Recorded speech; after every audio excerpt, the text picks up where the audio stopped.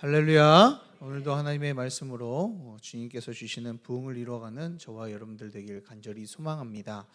자, 우리는 이 선한 싸움을 싸우는 군사로 부름 받았습니다. 우리는 선한 싸움을 싸우며 주님의 나라를 위해서 살아가야 하죠. 이런 선한 싸움을 잘 싸우기 위해서 바울은 여러 가지의 방법을 우리에게 말씀해 주고 있습니다.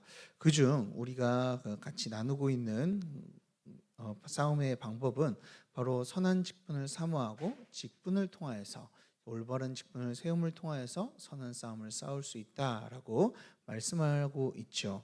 그래서 바울은요, 이 감독과 집사, 이 장로와 집사에 대한 이 직분에 대해서 우리에게 설명해 주고 있습니다. 장로가 어떤 자들이 세워져야 되는지, 집사가 어떤 자들이 세워져야 되는지를 우리에게 말씀해 주고 있죠. 자, 지금 우리는 계속해서 장로들이 어떤 자여야 되는지를 우리 같이 살펴보는데요. 어떤 자들이 세워져야 한다라고 나와 있죠. 바로 책망할 것이 없어야 한다라고 말씀하고 있습니다. 자, 책망할 것이 없다라는 것은 그에게 흠이 없다라는 말이 아니라 하나님의 말씀으로 바로 서 있는가라는 것을 우리에게 말씀해 주고 있는 것이죠. 또한 한 아내의 남편으로 이 성적인 유혹에 빠지지 않는 자여야 이 않는 자가 장로로 세워져야 한다라고 말씀을 드렸습니다. 자, 그리고 세 번째는 무엇이었습니까? 바로 절제였습니다. 절제는 어떤 의미라고 이야기했습니까? 지난주에 술 취하지 않는다라는 의미를 가지고 있다라고 말씀을 드렸죠. 우리는 이 쾌락과 욕망에 빠지지 않으며 이 모든 것들을 절제하며 살아가야 되는 것이죠. 누구나 성공하고 싶고 즐기고 싶습니다. 저도요, 성공하고 싶고 즐기고 싶습니다. 이 욕망은 누구나 있는 겁니다. 그래서 이 욕망을 갖는 것은 나쁜 것은 아니에요. 그렇지만 이 욕망 때문에 하나님의 말씀이 아닌 다른 길로 간다든지 하나님의 말씀을 제쳐두고 이 욕망을 향해서 달려갈 때 우리는 그것이 문제가 된다라는 것이죠. 그래서 장로라면 또한 하나님의 백성이라면 하나님의 세상을 위해서 살아가야 되지 쾌락과 욕망을 위해서 살아가서는 안 된다라고 말씀해 주고 있습니다. 그러니 우리 성도님들은 쾌락과 욕망이 아니라 하나님의 말씀대로 그 말씀을 붙잡고 나아가는 저와 여러분들 되길 간절히 소망합니다.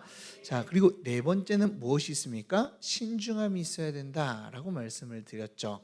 자, 신중하다라는 것은 이 분별력이 있다라는 것이죠. 자, 고민해서 이것을 잘 분별해내는 것, 그것이 신중함입니다.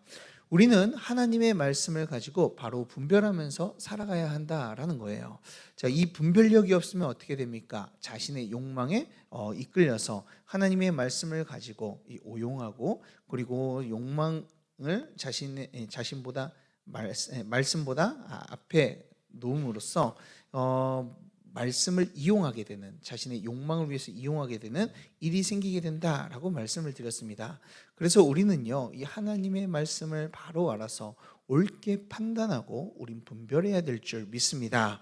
자, 이런 자들이 바로 이 장로들이다라는 것이죠. 특히 이 분별력은 우리들에게 너무나 필요한 것 같아요. 자, 그 이유는 이 이단들이 우리에게 많이 주변에 퍼져 있기 때문에 그렇죠. 이 분별력이 없다면 요즘에는 쉽게 이단에 넘어가기도 하고 이단의 세상에 우리가 공격을 받을 수 있기에 이 분별력이 특히나 우리에게는 필요하다라고 이야기할 수 있어요.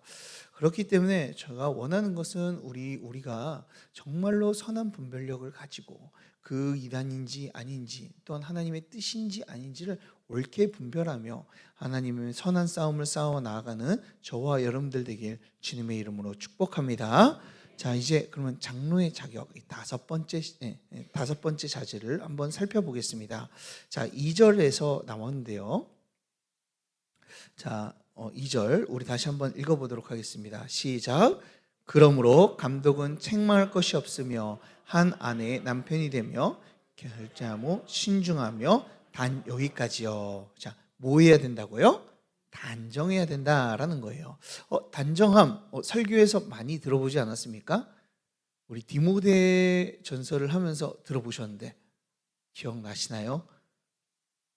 그렇죠. 저희가 중간에 재직 훈련을 해가지고 다 이어졌으면 딱 좋았을 텐데 제주 훈련해가지고 모르는데, 자 2장 9절에 나와 있죠. 디모데전서 2장 9절 제가 한번 읽어드리겠습니다. 또 이와 같이 여자들도 단정하게 옷을 입으며 라고 나와 있죠. 자 2장 9절에서 여자들의 이 옷 매무새를 가지고 단정해야 된다라고 말씀하고 있죠. 자 여기에서 2장 9절에서 나오는 이 단정하게 옷을 입다, 이 단정하게라는 단어와 오늘 말씀에서 나오는 이 단정함이라는 단어가 사실 똑같은 단어입니다. 자 여기에서 단정함이라는 말은 헬라어로 코스미오라는 단어를 쓰고 있어요. 코스미오 단어를 쓰고 있는데요. 어디서 좀 많이 들어봤다라고 하신 분들은 아마 이게 기본적인 지식들이 아주 가지고 계신 분인데요. 자, 이 단어가 어디서 파생되었냐면 코스모스라는 단어에서 파생되었습니다.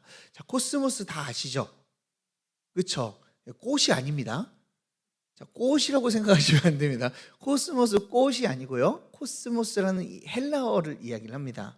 자, 헬라어에서 이 코스모스라는 단어는요, 이 우주라는 뜻을 가지고 있어요. 세상, 우주라는 뜻을 가지고 있는데요. 여기에서 이야기하는 이 세상과 우주는 조금 우리가 생각하는 것과 좀 다릅니다. 우리가 우주를 이야기할 때 그냥 우주라고 이야기하고 세상을 바라볼 때 세상이라고 이야기하잖아요. 근데 이 코스모스라는 단어는 이 질서 있는 우주, 조화롭게 있는 세상을 이야기를 합니다. 다시 말해 이 코스모스라는 단어에 뭐가 들어있는 거예요? 질서라는 의미가 담겨져 있어요. 자, 그렇기 때문에 이 우주를 볼 때 우리가 봤을 때 그냥 막 있는 것처럼 보이지만 이 우주가 어떻게 이루어져 있어요? 질서 있게 있죠. 그렇죠? 제가 이거 다 외우지는 못해도 태양부터 해가지고 쭉 이렇게 있죠. 자, 그렇게 있습니다. 그리고 막 체계적으로 다 이게 질서 있게 움직이고 있죠.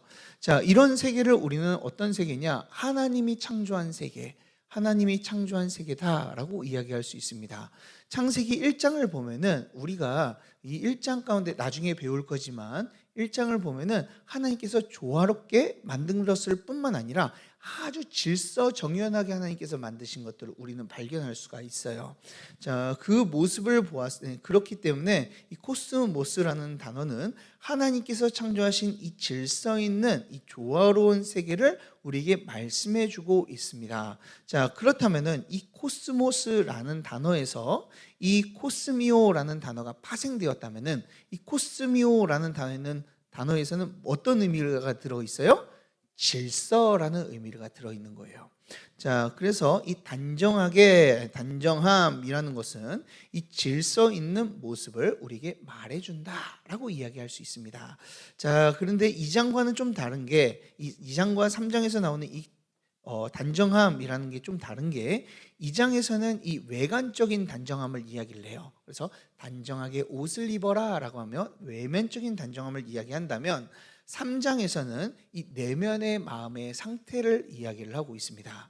자, 사실 이 말씀은 이 앞의 내용과 좀 연관되어 있죠. 대부분 절제를 하고 신중하면 어떻습니까? 삶이 잘 정돈되어 있어요. 그래서 어떻게 살아가야 될지 계획적으로 그리고 그것에 따라서 이제 살아가는 것이죠. 자, 그래서 이 앞부분이 이렇게 될 때 이 단정함이 이렇게 되어진다라고도 우리는 볼 수가 있는데요.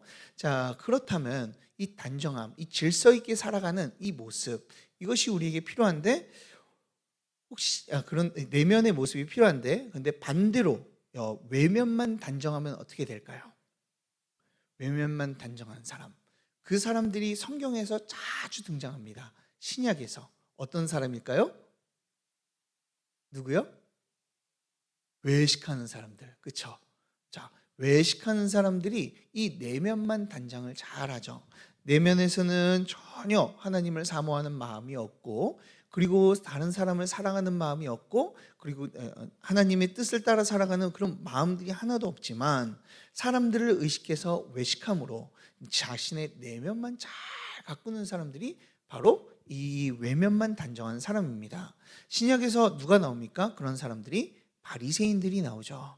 자, 바리새인들은 겉으로는 반듯합니다. 그리고 하나님 말씀도 잘 지켜요. 그런데 그 안에는 뭐가 없어요? 하나님을 사랑하는 마음이 전혀 없던 거예요. 하나님이 아닌 자신의 욕망으로 가득 차 있는 것이죠.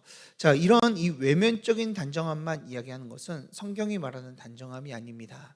자, 그래서 직분자는요, 어떤 것들이 있어야 돼요? 내면과 외면에, 특히 이 내면에 단정함이 있어야 된다라고 이야기할 수 있죠. 자신의 마음을 잘 정리하고 살아가는 겁니다. 그렇다면은 우리가 이 단정함, 우리가 단정하게 지내야 되는데 어떻게 하면 단정할 수 있을까요? 자, 단정하게 만드는 그 기본이 무엇이어야 될까요? 자, 단정하다라는 것은 이 질서 있다라는 것으로 제가 말씀을 드렸죠. 자, 그럼 질서가 있으려면은 어떻게 해야 될까요? 질서는 언제 생기죠? 한 가지의 규칙이 생길 때, 그것을 규칙을 따라서 움직일 때 이 질서가 생기게 됩니다. 한 가지의 큰 기준, 그리고 그 큰 기준을 따라서 움직일 때 참된 질서가 일어나게 되죠. 자신의 내 마음대로 이렇게 하게 되면 어떻게 됩니까? 무질서라고 이야기를 합니다. 그리고 규칙이 없이 자기 마음대로 살아가는 것을 바로 무질서인 것이죠. 이러면 이 단정의 질서가 있다는 겁니까? 없다는 겁니까? 없다라고 이야기하는 거예요. 그리스도인에게서 이 질서를 세우는 이 기준이 그렇다면 무엇일까요? 그리스도인에 있어서 이 질서를 세우는 기준은요, 바로 뭐예요? 바로 말씀인 줄 믿으시길 바랍니다.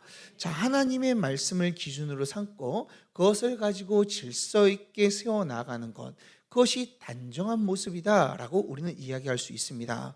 우리가 단정하지 못하면 어떻게 됩니까? 질서가 없고 기준이 없습니다. 하나님의 말씀을 기준으로 삼지 않고 누구를 기준으로 삼아요? 내 마음대로, 내 뜻대로 기준을 삼아서 살아가게 되는 것이죠. 자, 교회의 전통이 있음에도 불구하고 하나님의 말씀이 있음에도 불구하고 자신의 마음, 이런 사람 자신의 마음에 안 들면 이 단정하지 못한 자들은요, 그것을 반대를 합니다. 그리고 또한 하나님의 뜻을 가지고 우리에게 설명을 해도 자신이 기준이 되어서 그 하나님의 말씀이 아니라 자신이 기준이 되니까요, 어떻게 해요? 내가 조금 불이익 당하는 것 같으면, 내가 좀 손해받는 것 같으면, 내가 기분이 나쁘면은 그것들을요 멀리하고 반대한다라는 거예요. 이런 사람들이 다 어떤 사람들이요? 무질서한 사람들이다라는 것이죠. 그러나 질서 있는 사람들은 어떻습니까? 교회의 전통이 있고, 그리고 교회 전통이 있고 하나님의 말씀이 울려 퍼졌을 때 그 말씀을 기준으로 삼고 그 말씀 안에서 내가 순종하겠노라고, 내가 하나님 말씀 안에 따르겠노라고 고백하며 그 말씀을 따라 살아가는 자들이 바로 이 단정한 자들이다라고 이야기할 수 있는 것이죠. 그리고 또한 또 좀 더 적용해 보면 우리 교회 안에서 이제 우리가 이제 누구의 그 다스림을 받으면, 이끌림을 받으면서 우리가 따라갑니까? 누가 우리를 이끌어 줍니까? 바로 누가 이끌어 주죠? 틀리셨어요. 자, 누구가 이끄냐면요, 당회가 이끕니다. 자, 우리 그 대한예수교 장로회는 어떤 정치예요? 장로교 정치예요. 그럼 누가 이끕니까, 이 교회를? 당회가 이끄는 거예요. 그렇죠? 자, 당회에서 결정하고, 물론 목사님의 목회 철학에 따라서 그 가르침에 따라서 우리가 나아가는 건 맞지만 모든 결정권은 다 어디에 있는 거예요? 담임 목사 혼자 갖는 거 아닙니다. 누가 가지고 있는 거예요? 장로님들이 함께 갖는 거예요. 그래서 우리가 장로의 정치라고 이야기를 하는 것이죠. 그래서 당회가 있는 이유도 바로 이거입니다. 혼자는 실수할 수 있습니다. 저는요, 이 연약하기 때문에 실수가 많아요. 그리고 저도 생각이 짧을 때가 많습니다. 깊이 해야 되는데 신중하지 못할 때가 있어요. 근데 그것들을요, 혼자 하면요 맨날 넘어지고 신중하지 못하고 그렇게 갑니다. 그런데 그 신중함을 누가 함께 잡아주는 거예요? 제가 신중하지 못한 거를 우리 장로님들이 잡아주는 거예요. 그렇죠? 그리고 장로님들이 또 신중하지 못한 거는 제가 하나님의 말씀으로 이런 겁니다 라고 하며 우리가 같이 나아가는 것이죠. 이게 바로 장로의 정치이고 우리가 이 단정하게 생활을 한다라고 이야기할 수 있는 거예요. 그래서 우리 당회는요, 이 성경적으로 교회를 위해서 무엇을 할까? 이 하나님의 말씀과 뜻을 구하면서 고민하며 함께 회의하는 것, 그것이 바로 당회인 것이죠. 이때 하나님께서 이렇게 우리가 나아갈 때 하나님께서는 우리에게 성령을 사랑으로 역사해 주시는 것이죠. 그러니 사랑하는 여러분, 이 장로의 정치를 우리가 이거 믿고 우리가 따라가는 것이죠. 그렇다면 어떻게 해야 되겠어요? 장로님들을요 아주 신중하게 뽑아야 됩니다. 하나님의 말씀을 따르는 자로, 그 말씀을 정말로 따르고 그 사랑이 넘치는 자로 우리가 이들을 세워야 되는 것이죠. 그러니 사랑하는 여러분, 이 장로님들을 세울 때 정말 여러분들이 기도하며 세워나가 이 교회를 바로 세워나가는 저와 여러분들 되길 주님의 이름으로 축복합니다. 근데 우리 장로님들은 어떻습니까? 장로님들은 훌륭합니까? 안 훌륭합니까? 훌륭하죠. 그렇죠? 우리 장로님들이 제가 이게 당회하면서 이렇게 스무스하게, 그리고 또 이렇게 또 성경적으로 이게 고민하시면서 이렇게 하는 게 너무나 좋았습니다. 그러니까 지금 이번에 그 장로님들이 우리 성도님들을 얼마나 사랑하냐면 지금 로비 이것만 이야기해도 다 웃으시네요. 로비. 네, 제가 이게 문을 열어놨는데 시끄럽다고 우리 권사님들이 배려해 주셔가지고 막 맨날 문 닫아가지고 마음이 불편한데 제 마음도 아시고 성도님들의 마음을 아셔서 뭐라고 하세요? 로비에 에어컨을 하나 놔야 되겠습니다. 원래 사실 지난주에 놓을 수 있었는데 그때는 벽걸이를 시켜가지고 이게 좀 그 위관상도 안 좋고 제대로 되지 않는다 그래서 그 스탠드형으로 시키느라고 한번 취소하고 시키느라고 좀 늦게 됐어요. 근데 제가 되자마자 바로 이야기하시더라고요. 우리 에어컨을 하나 놓읍시다. 네, 알겠습니다. 그러면서 놓게 되었어요. 이렇게 훌륭한 장로님들이 세워져야지만 우리 교회가 온전히 설 수가 있어요. 그러니 사랑하는 여러분, 사랑하는 여러분, 우리 당회가요, 우리가 단정함으로 무장될 수 있도록 기도 많이 해주시길 간절히 소망합니다. 자, 그런데 이 당회가요, 또한 이 단정함은 뭐냐면은 좀 이 질서 있는 거잖아요. 근데 질서가 있을 때 어떤 일이 있습니까? 계획이 있습니다. 그래서 당회는, 그리고 이 장로님들이는 어떤 모습이 있어야 돼요? 즉흥적으로 행동한다거나 자신의 뜻대로 갑자기 마음대로 행동해서는 안 되겠죠. 물론 정말 긴급하고 중요한 일들은 즉흥적으로 행동할 때도 있습니다. 그것이 하나님이 주신 마음일 수가 있어요. 그러나 전반적인 이 당회가 어떻게 흘러가야 돼요? 한 가지의 큰 계획과 흐름 안에서 우리는 흘러가야 되는 것이죠. 만약에 이러한 이 질서와 단정함이 없으면 어떻게 됩니까? 당회가요, 즉흥적으로 하다가 보면은 이 위태위태해집니다. 어떨 때는 A로 가고 어떨 때는 B로 가고 이러다 보니까 중구난방이 되고 말씀으로 세워지지 못하게 되는 것이죠. 그렇기 때문에 이 당회나 우리들은 좀 계획을 가지고 하나님의 말씀을 따라 우리 움직여야 될 줄 믿습니다. 자, 그래서 우리 교회가요, 이 단정함으로 채워졌어. 우리가 좀 질서가 있고 좀 이게 모습도 이게 좀 딱 이게 좀 잘 모습이 보여지고 또 하나님의 말씀으로 중심을 둬서 모든 것을 다 판단해서 이 교회가 성경적인 교회구나, 하나님의 말씀을 따르는 교회구나라는 소리를 듣길 간절히 소망합니다. 자, 그렇다면 우리 6번째 자질을 한번 좀 살펴보겠습니다. 자, 감독의 자질, 장로의 자질이 어떤 자질이 있는지 6번째 자질 2절을 다 같이 다시 한번 읽어보도록 하겠습니다. 시작. 그러므로 감독은 책망할 것이 없으며 한 아내의 남편이 되며 절제하며 신중하며 단정하며 나그네를 대접하며 가르치기를 잘하며. 아멘. 자, 남독은 뭐를 잘해야 된다고 이야기하고 있어요? 자, 여기서 제가 중간에 끊지를 않아가지고 지금 헷갈리시는 것 같아요. 뭐라고요? 뭐를 해야 돼요? 나그네를 대접하기를 잘해야 된다고요. 자, 나그네를 대접하는 것이 이 감독의 아주 중요한 부분이다라고 말씀하고 있습니다. 자, 오늘날에는 이 나그네가 별로 없죠. 막 떠돌아다니는 사람들이 그렇게 많지가 않습니다. 그런 사람들이 없기 때문에 잘 적용되는 것이 작용되지 않는 것처럼 우리가 보이는데요. 자, 이 시절에서는 이것들이 너무나 중요했습니다. 왜 그러냐면 이때는 숙박시설이 잘 되어 있지가 않았어요. 그렇기 때문에 사람들이, 이 나그네들이 머물 수 있는 곳들이 참 많지가 않았습니다. 그래서 이 감독집에서 대부분 나그네들이 머무는 경우가 많았다라고 이야기를 해요. 또한 이 시대는요, 어떤 시대였냐면 네로 황제의 핍박이 이제 있던 시대였습니다. 많은 그리스도인들이 어려움을 당하고 때로는 예수님 믿는 것 때문에, 예수님을 믿는다라는 이유 때문에 도망 다녀야 했습니다. 그래서 그 도망 다니는 이 그리스도인들이 어디로 숨어들었어요? 감독의 집으로, 이 장로님들의 집으로 숨어들어서 거기에서 이제 지내게 된 것이죠. 그렇기 때문에 장로들이 나그네를 잘 대접한다라는 것은 이 시대에서 매우 중요했습니다. 자, 그렇다면 우리는 어떨까요? 우리에게는 중요할까요? 나그네를 대접하는 거 어떻게 해석해야 될까요? 자, 성경에서는 이거를 아주 중요하게 여깁니다. 로마서 12장 13절에서도요. 손대접하기, 그러니까 손님을 대접하는 것을 힘써라 라고도 이야기를 합니다. 자, 그리고 성경 여러 곳곳에서 이 나그네를 대접한다라는 것이 많이 나오는데요. 가장 충격적인 것이요, 마태복음 25장에 나와 있어요. 혹시 마태복음 25장이 어떤 내용인 줄 아십니까? 자, 마태복음 25장은요, 양과 염소를 나누는 이야기가 들어 있습니다. 양과 염소의 비유가 들어 있는 것이죠. 자, 내용은 이렇습니다. 예수님이 이제 다시 이 땅 가운데 오셨습니다. 그런 다음에 모든 사람들이 예수님의 심판을 받기 위해서 딱 서 있죠. 그러니까 예수님께서 오른쪽에는 양 같은 사람들은 오른쪽에, 염소 같은 자들은 왼쪽에 이렇게 두십니다.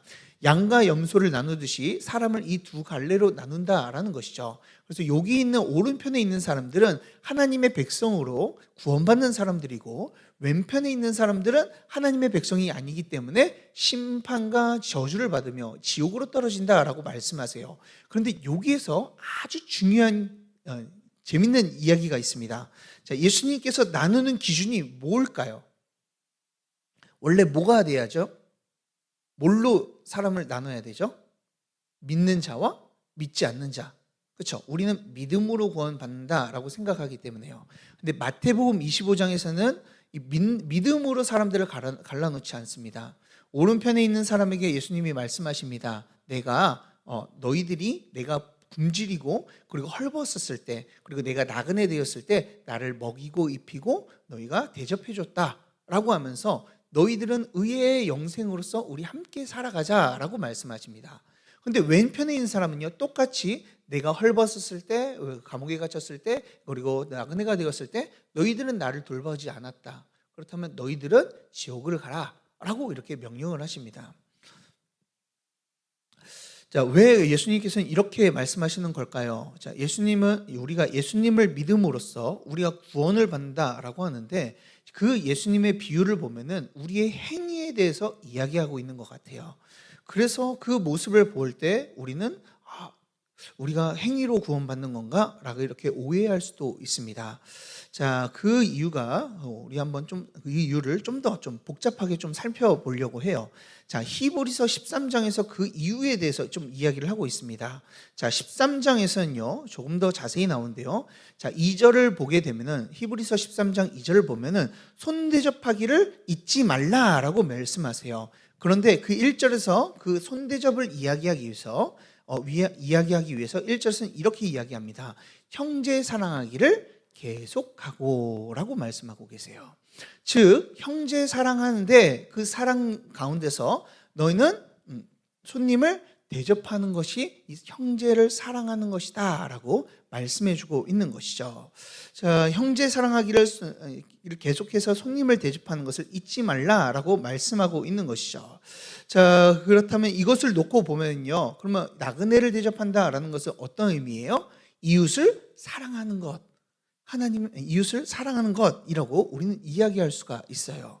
손님을 대접하는 것, 이웃 사랑하는 것인데, 그 이웃 사랑과 형제를 사랑하는 것이 무엇입니까? 성경에서는요, 하나님 나라의 대강령이라고 이야기하고요, 우리 신약 시대의 사람들이 가장 힘써 지켰던 이 하나님의 계명이다라고 이야기할 수가 있어요. 하나님을 사랑할 뿐만 아니라 이웃을 사랑하는 것이죠. 이웃을 사랑함을 통하여서 그들의 믿음, 참된 믿음이 그것으로 이게 드러나게 되는 겁니다. 그렇다면 우리 25장으로 한번 마태복음 25장으로 보면요, 예수님께서 나누셨잖아요. 행위를 보고 나누셨잖아요. 왜 나누신 거예요? 참된 믿음을 가진 사람은요, 이웃을 사랑하게 되어 있어요.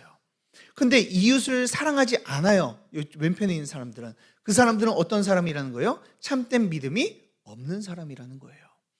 믿음으로 나눠지는데 그 믿음에서 나오는 그 행위의 열매, 이 믿음의 열매를 보고 예수님은 그 양과 염소를 나눴다라고 말씀하고 있는 것이죠.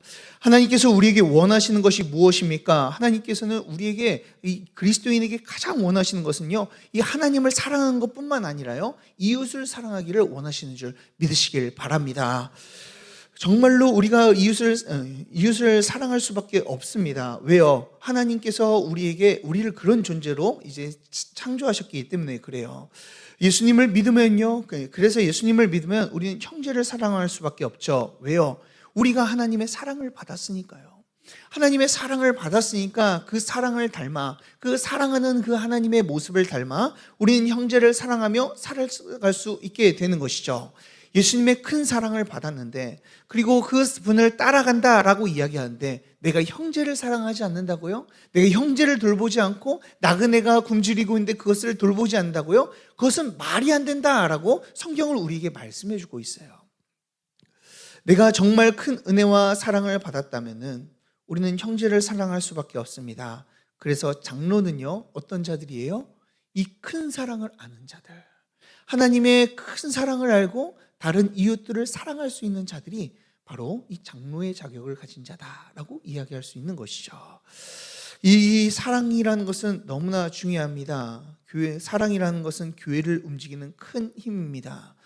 교회를 움직이는 큰 힘을 이 장로님들이 가지고 있지 않는다면, 이 교회의 어른이고 이것을 다스리는 이 장로들이 가지고 있지 않는다면 어떻게 교회가 바로 설 수 있겠냐라는 거예요. 사랑으로 하지 않으면 교회가 어떻게 됩니까? 교회가 기업으로 변하게 됩니다. 그래서 이익을 창출하고 그리고 효과를 보려고 노력을 하죠. 그래서 아이들에게 얼마를 투자했으니 이 정도는 나와야지라고 생각을 하고요.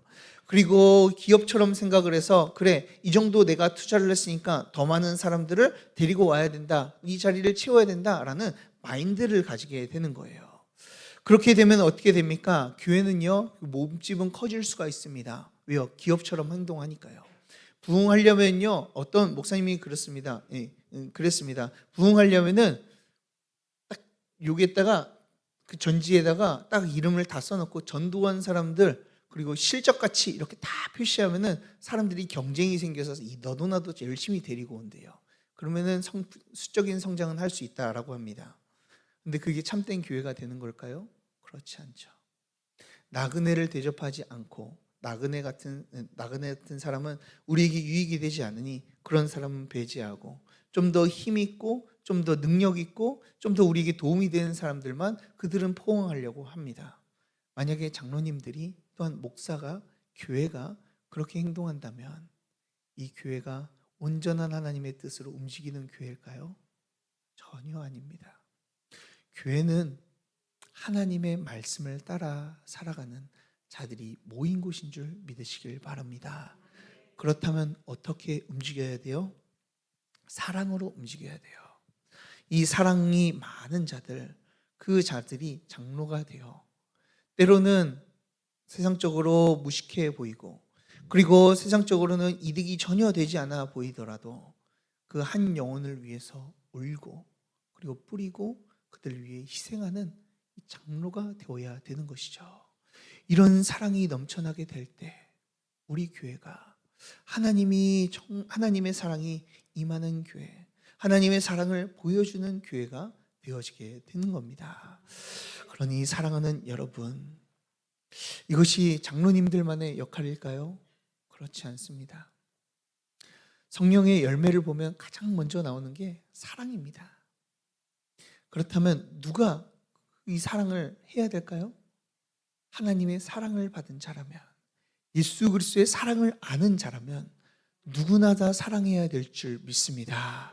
나그네를 대접하는 것, 이 이웃 사랑하는 그 모습, 우리 자리에 있는 모든 성도님들이 다 따라 움직여 사랑을 크게 만드는 저와 여러분들 되길 주님의 이름으로 축복합니다.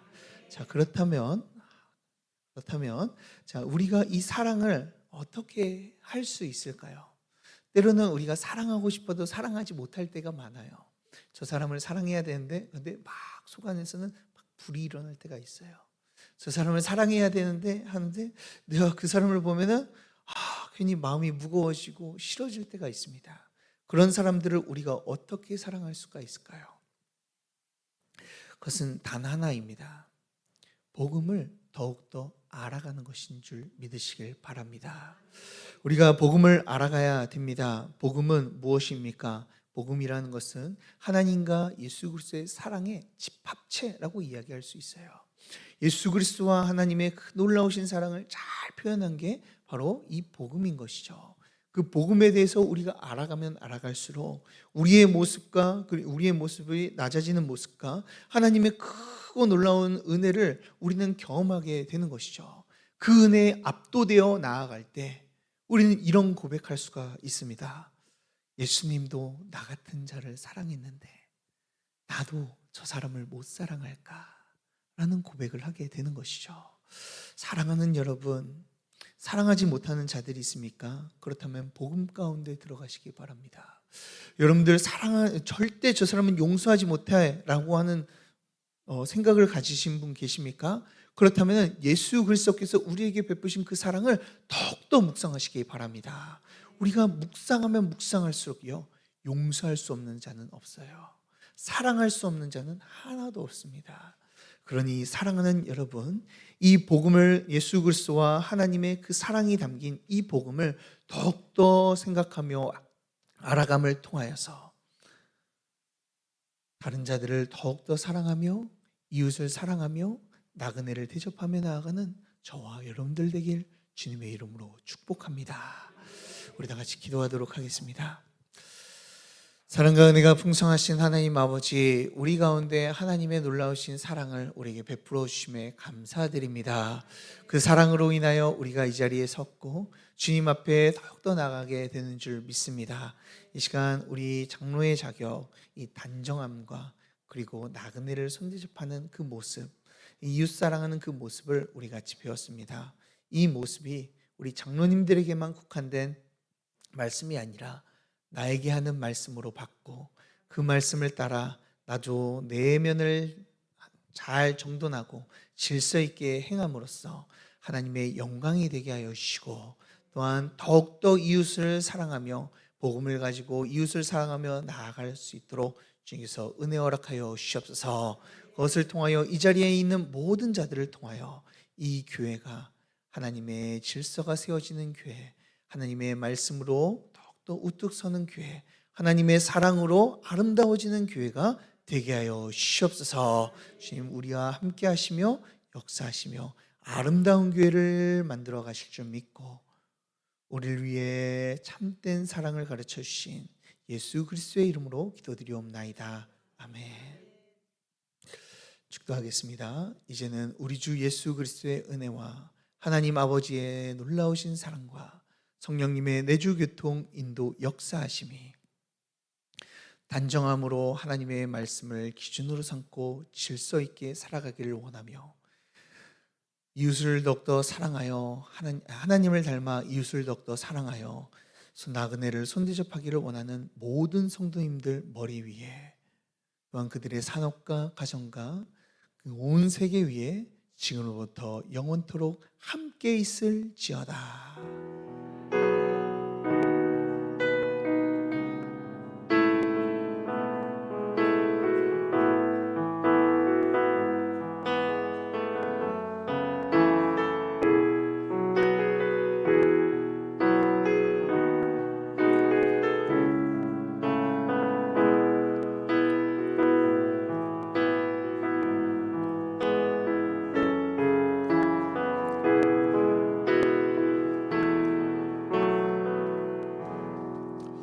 하나님께 영광의 박수 올려드리겠습니다.